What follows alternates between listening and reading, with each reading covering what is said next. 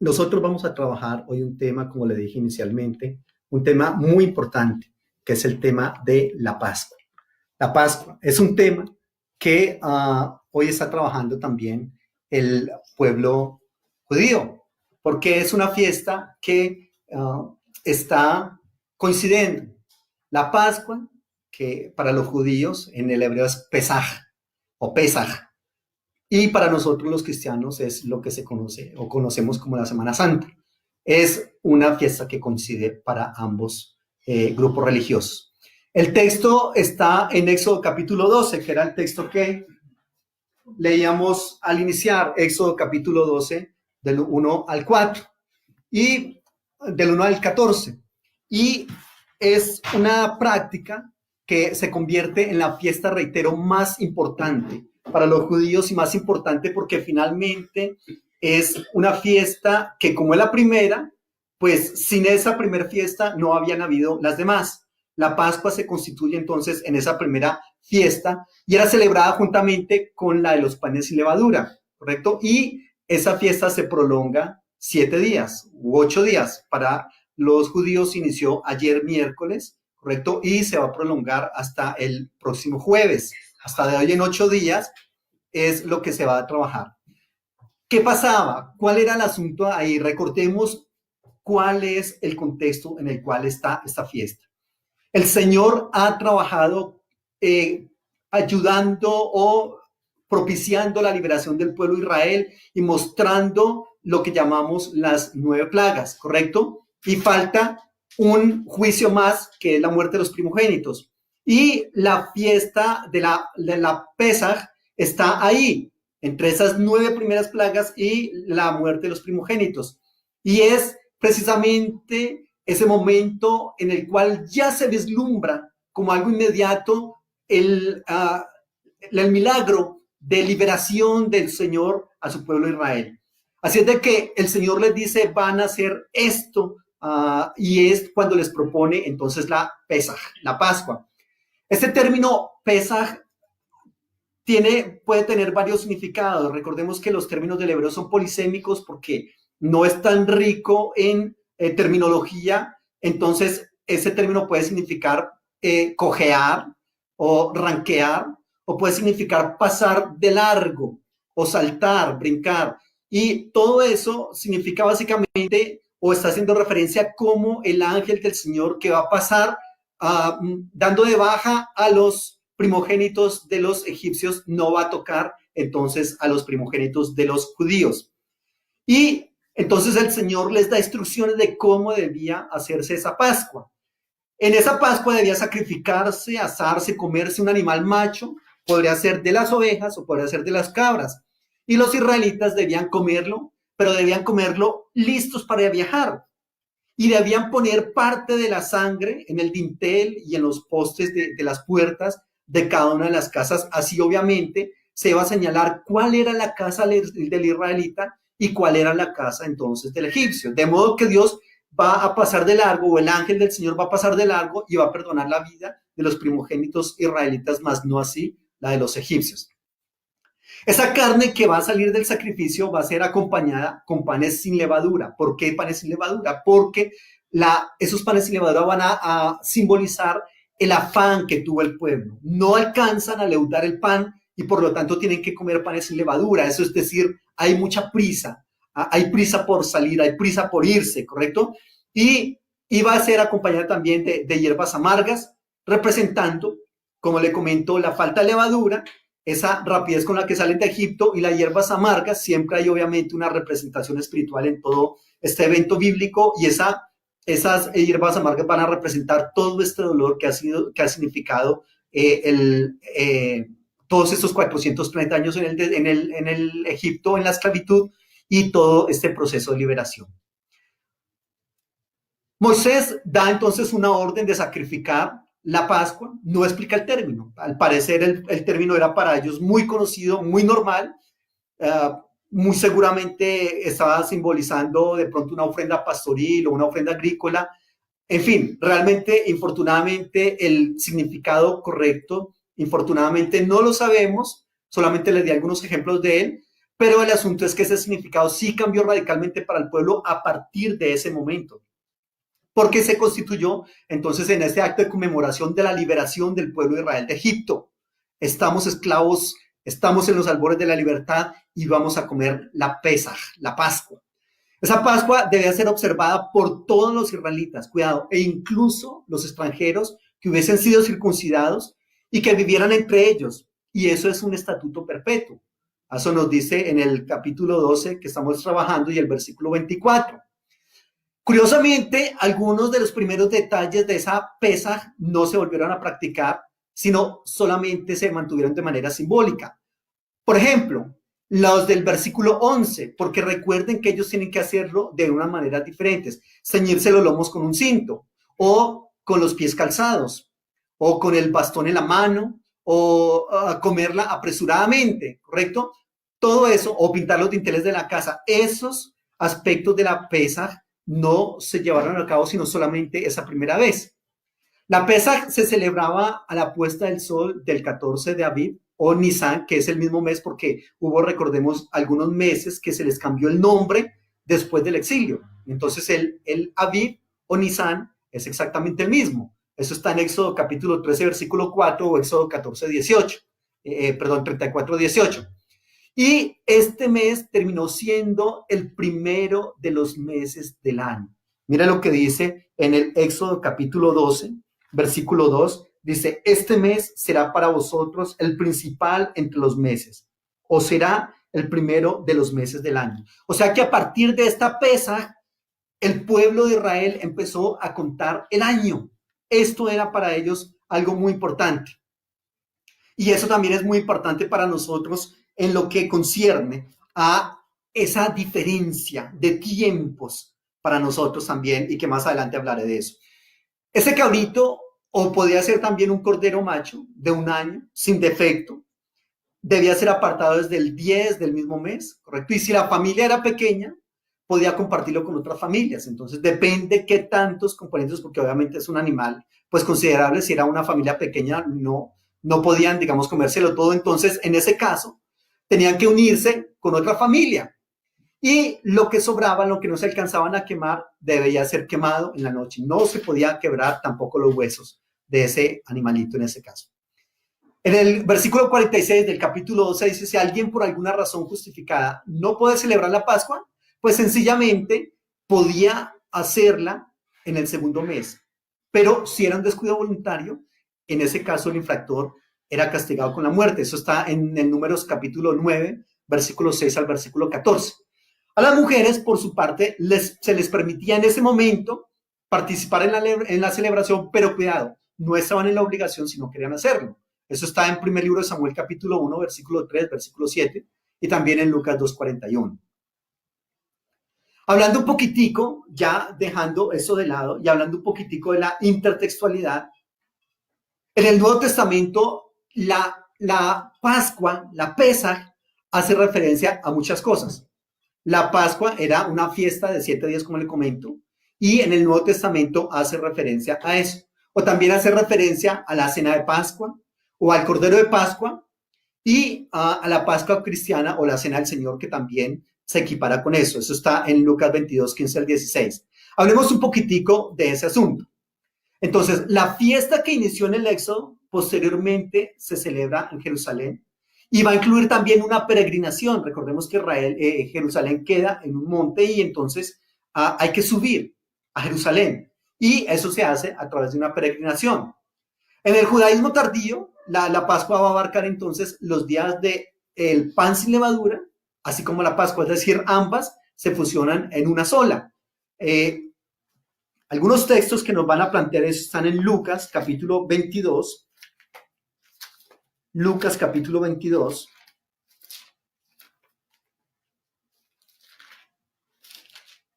Y vamos a leer el versículo 1. Estaba cerca la fiesta de los panes sin levadura, que se llama la Pascua. Los principales sacerdotes y los escribas buscaban cómo matarlo, porque temían al pueblo. Ahí está. Hay algunos eventos muy importantes que están enmarcados en esa Pesaj, la Pascua. Este es uno, que habla del complot para matar a Jesús. O también hablamos del Mateo capítulo 26. Mateo capítulo 26, versículo 2 dice: sabéis que dentro de 2 días se celebra la Pascua y que el Hijo del Hombre será entregado para ser crucificado. Y en Juan 11:55 también nos menciona algún episodio que tiene relación con la Pascua. Otros episodios que tienen un contexto o que el contexto de esos episodios es la fiesta de la Pascua, es por ejemplo ese famoso texto cuando el niño Jesús se pierde en el templo. ¿Se acuerdan ustedes que lo llevaron allá a presentarlo y él se pierde? Eso está en Lucas capítulo 2. Mire lo que dice. Lucas capítulo 2, versículo 41. Iban sus padres todos los años a Jerusalén en la fiesta de la Pascua. Cuando tuvo 12 años, subieron a Jerusalén conforme a la costumbre de la fiesta. Aquí en este caso, ese episodio tan interesante cuando el Señor se pierde en el templo, etcétera, etcétera, ahí están en la fiesta de la Pascua, ¿correcto? Y otro es el de la alimentación de los 5,000. Mira lo que dice en Marcos capítulo 6, por favor, no se quede expectante. En su casa busque el texto también y léalo. Marcos capítulo 6, ¿está bien? Marcos capítulo 6, versículo 32. Mire lo que dice. Todo este episodio de Marcos 6, capítulo 32 al 24, el que habla de la alimentación de los 5,000, este episodio está marcado en la fiesta de la Pesaj, la fiesta de la Pascua. Y también el incidente que está en Lucas, capítulo 13, versículo 1 en adelante. En ese mismo tiempo estaban allí algunos que le contaban acerca de los galileos cuya sangre Pilatos había mezclado con los sacrificios de ellos. Este evento, cuando Pilato mata una cantidad de gente, aquí también está teniendo lugar el contexto de la fiesta de la Pascua. Otro también es el martirio y muerte de Santiago en Hechos capítulo 12, versículo 1, en fin. Otro evento u otro aspecto que nosotros podemos hablar en cuanto a la intertextualidad y en cuanto a lo que significaría para nosotros la Pascua, la Pesaj, es la cena del Señor. Esa cena va a comenzar después de la puesta del sol. Y obviamente esa cena había que comerla en Jerusalén. Esa cena incluye liturgia, incluye muchas oraciones y salmos. Y es posible que esa última cena, que también se le denomina la cena pascual, propiamente dicha, sea la cena que el pueblo de Israel celebraba en el marco de esta celebración.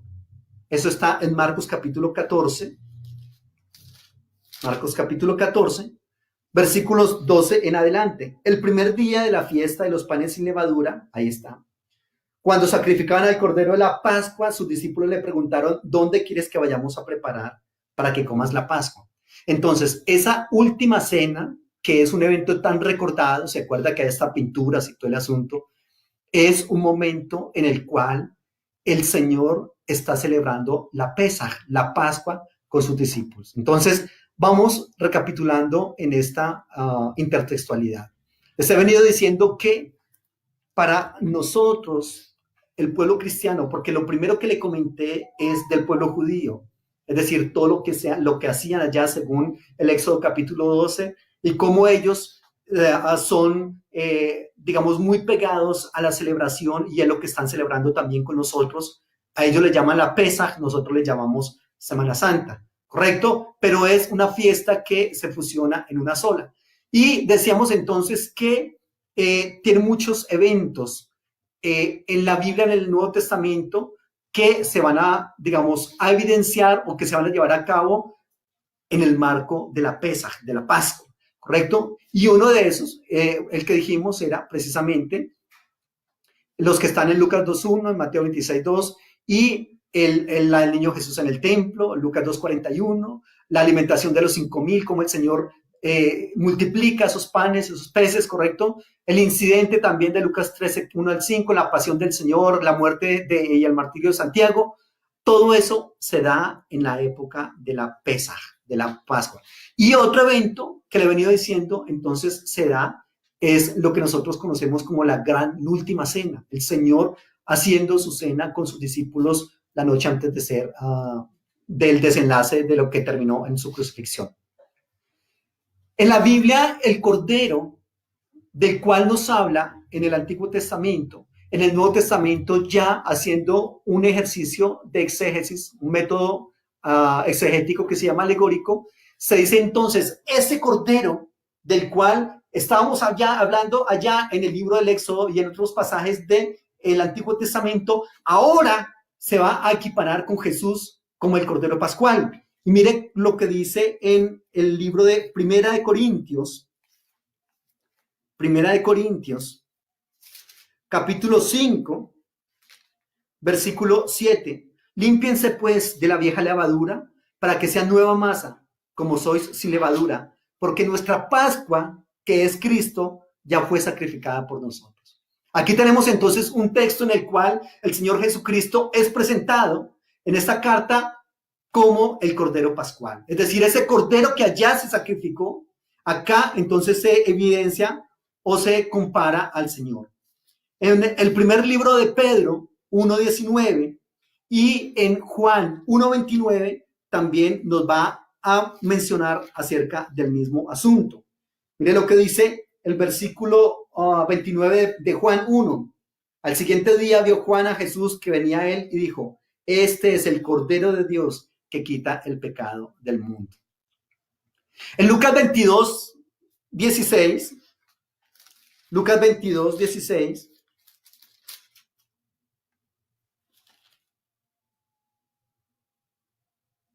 nos va a decir, porque os digo que no la comeré más hasta que se cumpla en el reino de los cielos. Aquí está hablando nuevamente de esa última cena del Señor y nos está diciendo que el Señor no va a volver a comer eso hasta que la beba, coma y beba con nosotros en el reino de los cielos. Así es de que la Pesaj de la que estamos hablando en el Éxodo capítulo 12 se convierte en el banquete mesiánico y es un cumplimiento escatológico de la Pascua. Eso es lo que va a pasar finalmente allá, cuando el Señor, como bien lo dice en ese texto, porque os digo, no la comeré más hasta que se cumpla en el reino de los cielos.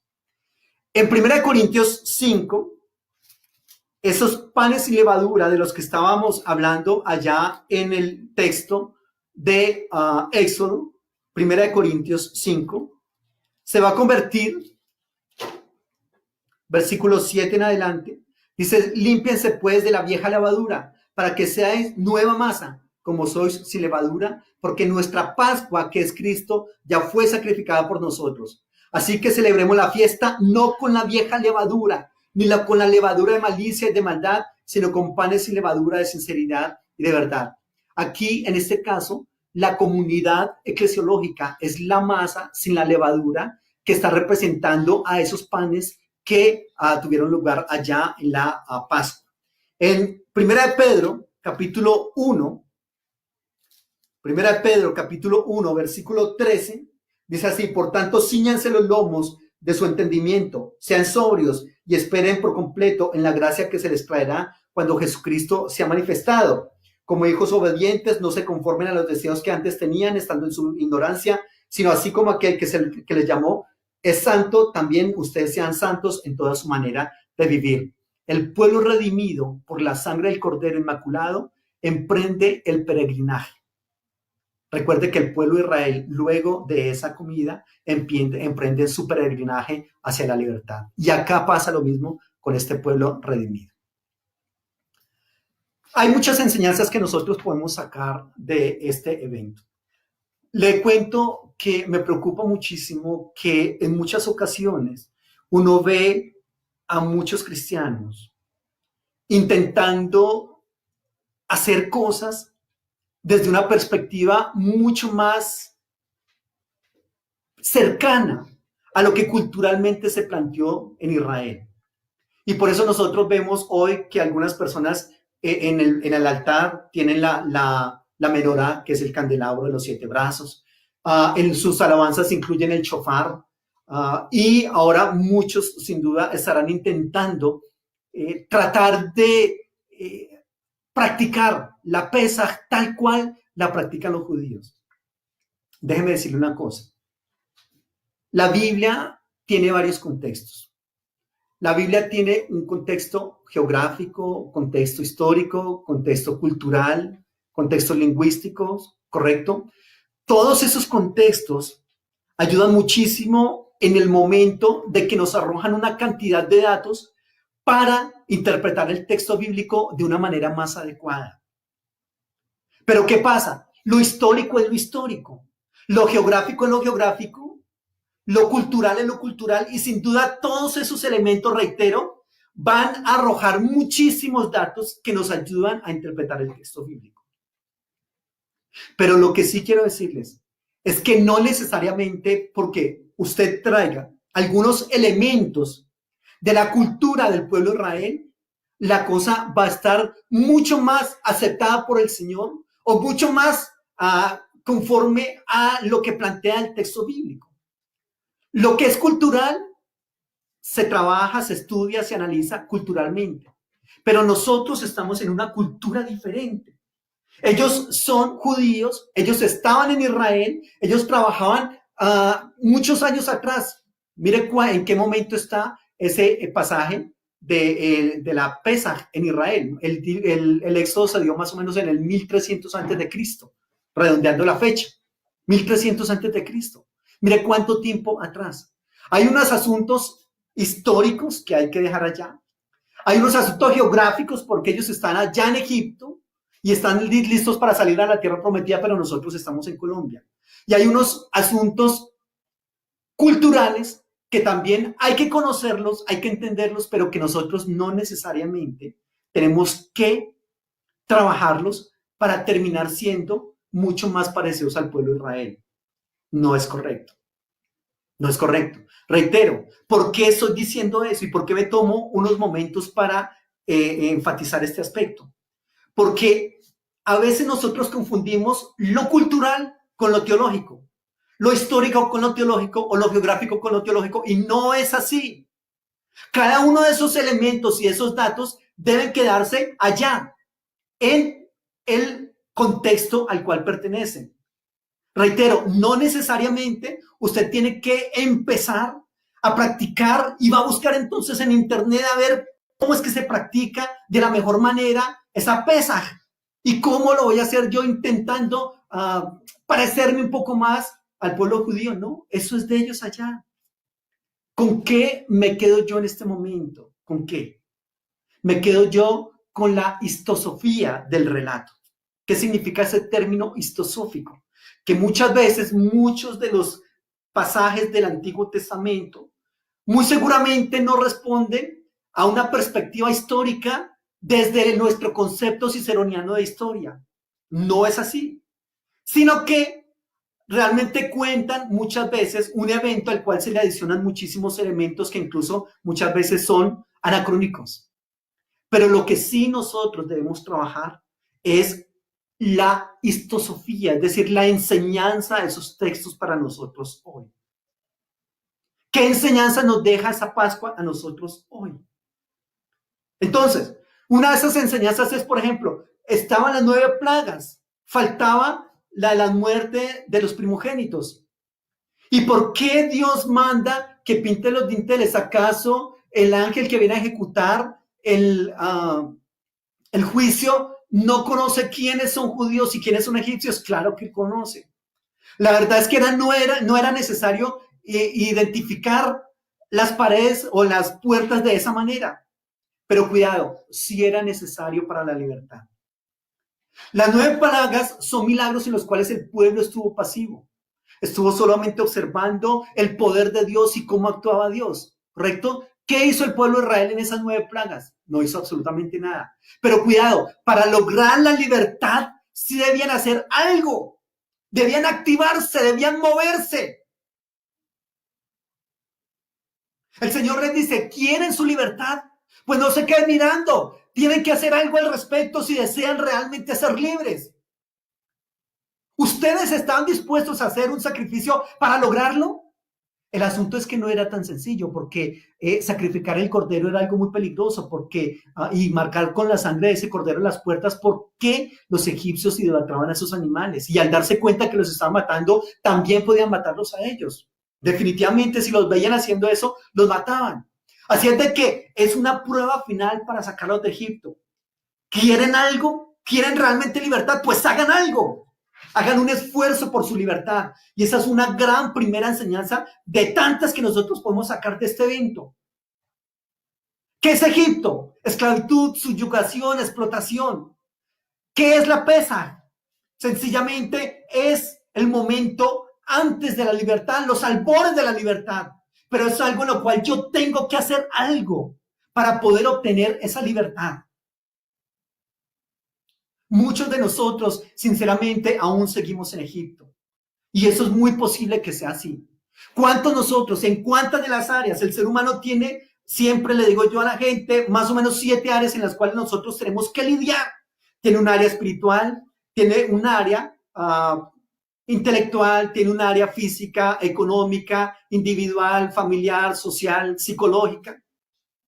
A veces pensamos nosotros que tengo un problema familiar o tengo un problema en el área económica. Voy a orar, voy a ayunar, voy a clamar y entonces el Señor ya orará en ese aspecto. Pero cuidado, usted puede orar y ayunar y hacer todo lo que sea adecuado. Pero si usted tiene un problema en el área económica y quiere ser libre de eso, pero no hace absolutamente nada para ser libre de eso, no va a pasar nada. Usted tiene que tomar medidas en el área económica si quiere tener un milagro, un cambio en esa área económica. Usted tiene que tomar medidas en el área de la familia si quiere ver un milagro en su familia. Y así sucesivamente en cada uno de esas áreas de la vida del ser humano. Le reitero, ¿usted realmente estaría dispuesto a tomar ese riesgo que toma el pueblo de Israel al matar ese cordero y al pintar los dinteles de su puerta con la sangre? ¿Quieres obtener la libertad?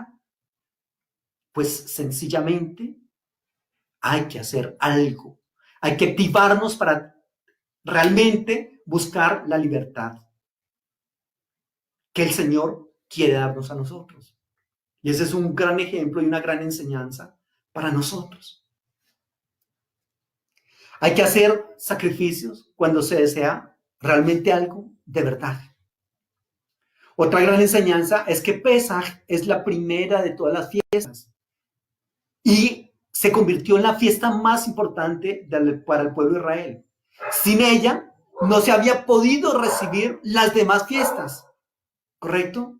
Entonces, aquí es algo muy importante, porque Pesaj es la primera de todas las fiestas. Podemos lograr que Pesaj se convierta en la más importante y la primera de nuestras fiestas. Si eso es así, sería espectacular. Otra gran enseñanza es que Pesaj nos enseña a salir de nuestro Egipto personal, de nuestra esclavitud, de nuestros sufrimientos y conectarnos a la espiritualidad. Algo bien importante. Pesaj nos invita y nos hace salir de nuestro Egipto personal, de nuestra esclavitud, de nuestros sufrimientos y conectarnos a la espiritualidad. Le pregunto, ¿cuántos aspectos y cuántas áreas de nuestra vida necesitan ser sacadas de Egipto y ser traídas a la libertad? ¿Sabe una cosa? Recuerdan que le dije que el texto habla de cómo este va a ser el primero de los meses. Es decir, el inicio del año, el inicio de la nueva vida. Ahí. Y si nosotros, mire, nosotros podemos pasar una Semana Santa o Semana Mayor, como le decimos, o Pesaj, de la misma manera que hemos venido pasando toda nuestra vida. Creo que muchos de nosotros no nos pasaba o no habíamos tenido que vivir algo similar a lo que estamos viviendo en este momento, en esta situación. ¿Correcto? Y lo importante, mis amados, es que esta Pesaj puede significar realmente el inicio de una nueva temporada en nuestras vidas. Recordemos que el Señor Jesucristo divide la historia de la humanidad en dos, antes de Cristo y después de Cristo. Y se presenta como el Cordero Pascual. que murió en la cruz del Calvario. Su muerte es vicaria. Vicario significa, yo debería estar ahí. Y el Señor dijo, no, que no sea Luis Carlos, soy yo, quiero ser yo. Así como Cristo divide la historia de la humanidad, así nosotros podemos también decirle, Señor, divide la historia de mi vida. Y que sea hoy esa división de la historia de nuestras vidas. Que hoy sea nuestro Nisan. Que hoy sea nuestro mes a partir del cual decimos, Señor, realmente esa pesa, realmente esa semana mayor del 2020 fue lo que marcó la diferencia en mi vida. Y que cuando nosotros contemos eso de manera retrospectiva, digamos, sí, definitivamente ese fue el tiempo. Recordamos nosotros que estábamos en cuarentena porque había a veces circunstancias en el mundo y cómo ahí Dios obró de tal manera que mi vida fue cambiada y fue realmente dividida en dos. Otra gran enseñanza de Pesaj es el compartir con el otro. Mire, entonces, si era una familia muy pequeña, entonces compartamos con el otro el cabrito. Es una enseñanza excelente justamente en este momento. ¿Cuánto tenemos nosotros para compartir con el otro? Si era una familia muy pequeña y tenía mucho para comer, comparta. Es lo que se plantea en el Pesaj, en el Éxodo 12. Yo le motivo hoy entonces para que hagamos de esa enseñanza algo para nosotros hoy. ¿Cuánto tienes para compartir? ¿Qué tienes para compartir? ¿Se acuerda que les hablé de la multiplicación de los panes y de los peces? Ahí tuvo que haber una persona que dio de lo que tenía para él, para que pudiese tener lugar ese misterio, ese milagro. Y yo te diría en este momento, ¿qué tienes en tu mano para compartir con el otro?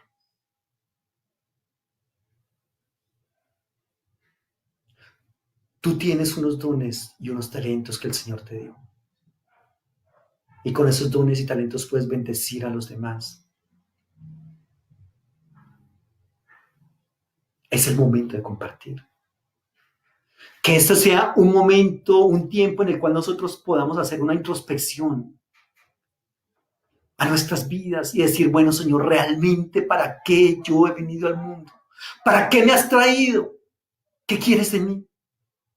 Y con base en eso, entonces, permitir que el Señor nos utilice para bendecir a los que están alrededor nuestro. Usted que ha estado de pronto intentando, pensando en vivir la vida de otra persona, yo le motivo, no se preocupe por vivir la vida de otra persona, por cantar como canta el otro, por tocar como toca el otro, por hablar como habla el otro. Usted tiene lo suyo. El Señor le dio a usted algo particular, único, pero es necesario que usted lo comparta con el otro. Otra gran enseñanza de Pesaj. Otra gran enseñanza es protección contra lo que quiera entrar a nuestra casa. Entonces, al pintar los dinteles, se estaba diciendo, aquí no entres. Aquí no hay oportunidad para que ejecutes el juicio. Ninguna plaga tocará tu morada, ¿no es lo que dice el Salmo? Pesaj nos enseña a que no necesariamente va a tener que haber algo para que toque nuestra morada, sino que el Señor va a orar en nosotros. Vale la pena que nosotros saquemos esas enseñanzas de Pesaj para nuestras vidas hoy. ¿Sabe? Reitero que no necesariamente tenemos nosotros que organizar una Pesaj tal cual como está descrita en Éxodo o tal cual hacia el pueblo de Israel. No necesariamente. Pero sí que nosotros tenemos que aplicar la perspectiva teológica, la perspectiva espiritual de esos asuntos para que sea una realidad en nuestra vida. Quiero enfatizar en esto. Si usted puede hacer las cosas desde la perspectiva cultural lo más parecido a lo que había en Israel, puede hacerlo. Pero si no hay esa catarsis, esa liberación, esa emancipación espiritual, pues la cosa no va a funcionar. Porque el Señor lo que pretende es precisamente eso.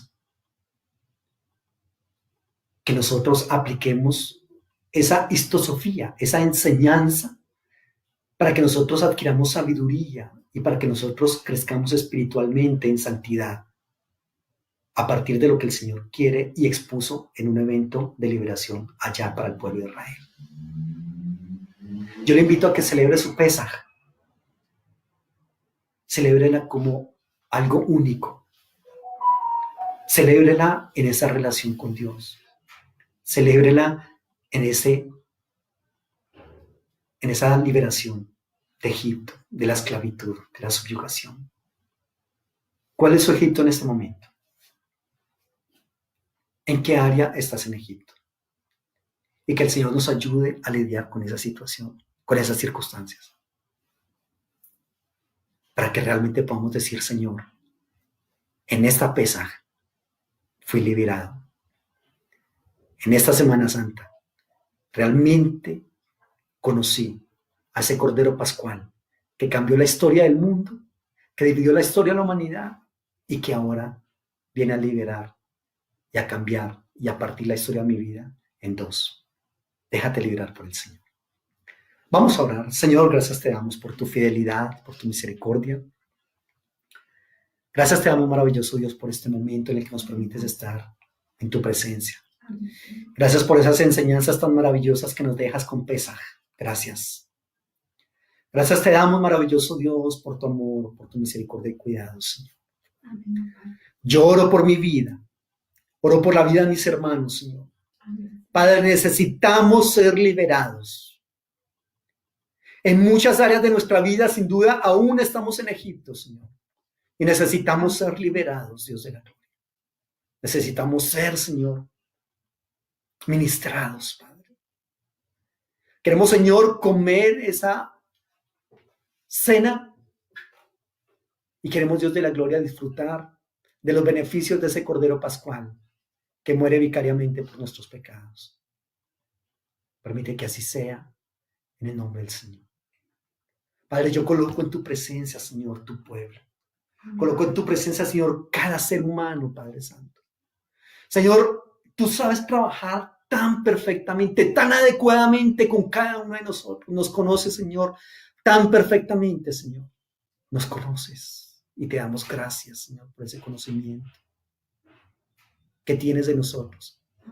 Y aparte, Señor, de que nos conoces, tienes, Dios de la gloria, toda intención de bendecirnos, de liberarnos, de salvarnos, Padre. Toca nuestro corazón, Señor, toca nuestras vidas. Haznos, Señor, caer en cuenta, entender, reconocer que sin ti nada somos, que sin ti nada podemos hacer, Padre. En el nombre del Señor Jesucristo, para tu gloria y honra. Mi amado, no se quede en Egipto. Hoy es el momento de disfrutar esa Pascua y de salir en libertad a una nueva vida. La vida que el Señor tiene y quiere para usted.